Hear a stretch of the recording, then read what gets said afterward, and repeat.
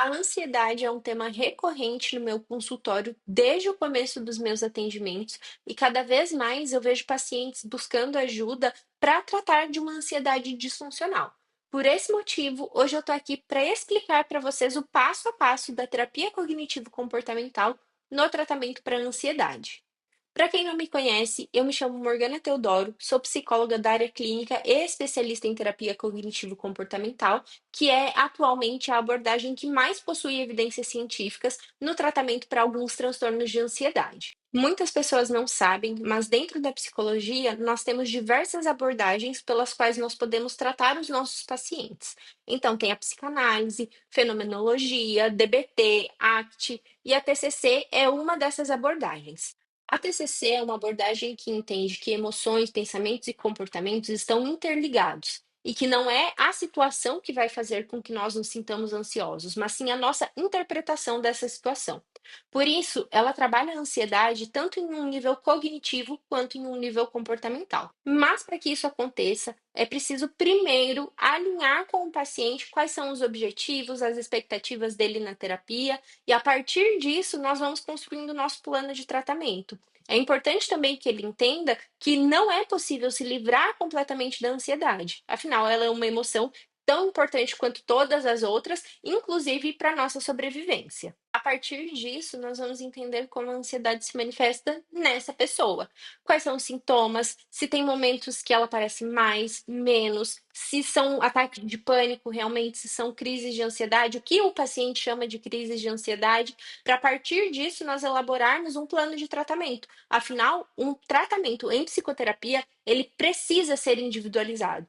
Existem sim os protocolos para os transtornos de ansiedade que nós precisamos seguir, porque é isso que é validado cientificamente, mas ao mesmo tempo nós também precisamos entender quem é a pessoa que está sofrendo ali do outro lado. Não adianta eu só pegar um protocolo e aplicar o passo a passo ali, se eu nem conheço o meu paciente, eu nem sei o que ele espera da terapia. Ao longo de toda essa coleta de informações, eu vou trazer os pontos que eu considero mais importantes para a conceitualização cognitiva, que é o nosso mapa, o nosso guia ali para qual caminho nós seguiremos com o paciente, e a partir dele que eu vou orientar e estruturar as minhas sessões. Porque eu preciso saber exatamente qual é o meu objetivo com esse paciente. Por isso é tão importante que o próprio paciente consiga trazer claramente quais são as expectativas dele, qual é o objetivo em comportamentos. Nós precisamos saber o que o paciente espera comportamentalmente falando. Além disso, é nesse momento que eu vou oferecer estratégias para que essa pessoa consiga lidar com essa ansiedade de uma forma mais imediata. Então, a respiração diafragmática, relaxamento muscular progressivo, mindfulness, tudo isso é muito útil para ajudar o paciente a sair desse estado de sofrimento e trazê-lo para um estado de alívio de uma forma um pouco mais imediata. Depois disso, nós entraremos na parte de reestruturação cognitiva. Afinal, nós precisamos entender o que passa pela cabeça do paciente, qual é a interpretação dele dos fatos, e para isso nós também vamos ensiná-lo a primeiro identificar aquilo que está passando pela cabeça dele e depois a questionar isso para produzir uma resposta adaptativa. Porque a partir do momento em que ele questiona os próprios pensamentos, que ele vai conseguindo automatizar esse comportamento e deixar de sentir emoções por pensamentos que ele nem sabia se eram reais ou não. Essa reestruturação cognitiva é feita ao longo de várias sessões. Não é fácil mudar um padrão de pensamento nem um padrão de comportamento.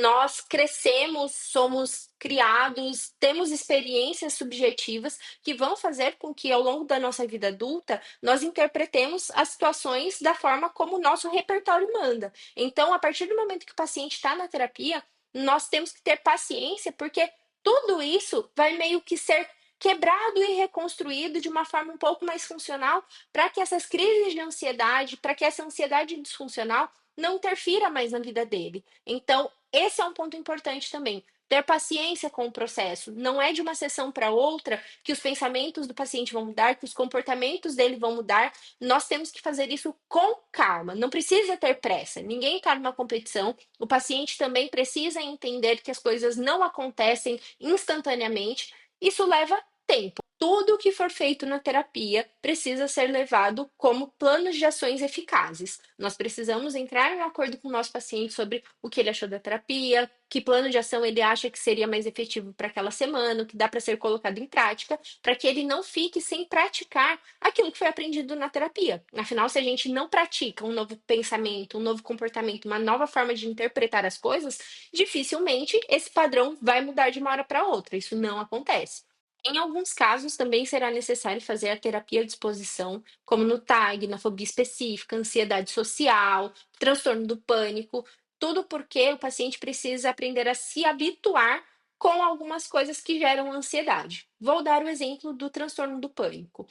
Pessoas com transtorno do pânico tendem a ser hipersensíveis e hipervigilantes com os próprios sintomas fisiológicos. Então, a taquicardia, a hiperventilação, às vezes um cansaço, uma tontura, já faz com que a pessoa assimile que ela está passando mal e vai morrer. Por isso é tão importante que ao longo das sessões de terapia, nós façamos essas exposições com os sintomas que mais trazem ansiedade no paciente, para que ele aprenda a desassociar esse estímulo da ansiedade, do ataque de pânico. As estratégias de manejo para a ansiedade são essenciais para que a pessoa consiga entender como lidar com essa ansiedade, mesmo antes de uma crise. Então, ela precisa aprender a identificar, né, os próprios pensamentos, as situações que deixam essa pessoa mais ansiosa, para que mesmo antes de uma crise, ela coloque essas estratégias em prática. A respiração diafragmática é a técnica que eu mais gosto de aplicar e praticar, até mesmo na minha vida pessoal, porque ela é uma técnica que mexe diretamente com o seu sistema nervoso. Então, a partir do momento que eu faço a respiração diafragmática, que eu ensino o meu paciente a fazer a respiração diafragmática, eu ensino ele a acalmar o sistema nervoso dele, a ativar o sistema parasimpático, que é aquele sistema responsável pelo relaxamento, e enviar um sinal para o cérebro de que está tudo bem. Ele não está correndo perigo e, consequentemente, vai diminuir o estado ansioso dele. Todos os tratamentos vão precisar de um trabalho de crenças, afinal, todos nós temos o que é chamado de crença nuclear para a terapia cognitivo-comportamental. A crença nuclear é um pensamento muito rígido sobre nós mesmos, o mundo, o futuro. Então, esse pensamento mais rígido, mais inflexível, é meio que o guia para todos os nossos pensamentos, para todos os nossos comportamentos. E essa crença nuclear também precisa ser flexibilizada. Nós nunca vamos zerar uma crença nuclear. Esse não é nem o nosso objetivo. Exemplos de crença nuclear são: não sou amada, sou insuficiente, não sou competente, não sou uma boa profissional. Tem a famosa sou uma impostora. Então, tudo isso é crença nuclear. E nós podemos flexibilizar essas crenças através da terapia para que elas consigam não ser tão levadas em consideração em momentos em que elas não merecem essa consideração. Se a minha crença fosse de que eu sou incompetente ou eu sou uma má profissional, muito provavelmente no primeiro momento que eu gaguejei, porque isso aconteceu. Vocês talvez não estejam reparando, mas isso acontece. No momento que eu passei alguma informação errada ou que eu me confundi, isso já teria acabado com o meu vídeo e eu provavelmente teria desistido, porque isso teria ativado a minha crença de que eu sou incompetente, de que eu não sou uma boa profissional. E aí, para lidar com isso, o que que eu faço? Eu não vou me expor, porque expor gera desconforto. Então, isso é um exemplo de crença nuclear. São pensamentos muito rígidos que vão regendo os meus pensamentos e os meus comportamentos. Nós trabalhamos todos os níveis, desde os pensamentos automáticos, que são aqueles pensamentos automáticos, até as crenças nucleares, porque nós entendemos que precisamos flexibilizar algumas crenças nucleares para que elas não tragam tanto prejuízo na vida do paciente. Como eu disse antes, o nosso objetivo não é zerar uma crença nuclear, é fazer com que ela se enquadre num nível mais funcional para a vida dessa pessoa. Por último, nós trabalhamos a prevenção de recaídas. Então, o paciente continua aplicando as estratégias na vida dele, continua questionando pensamentos, continua entendendo a melhor forma de lidar com situações que antes eram muito ansiogênicas para ele.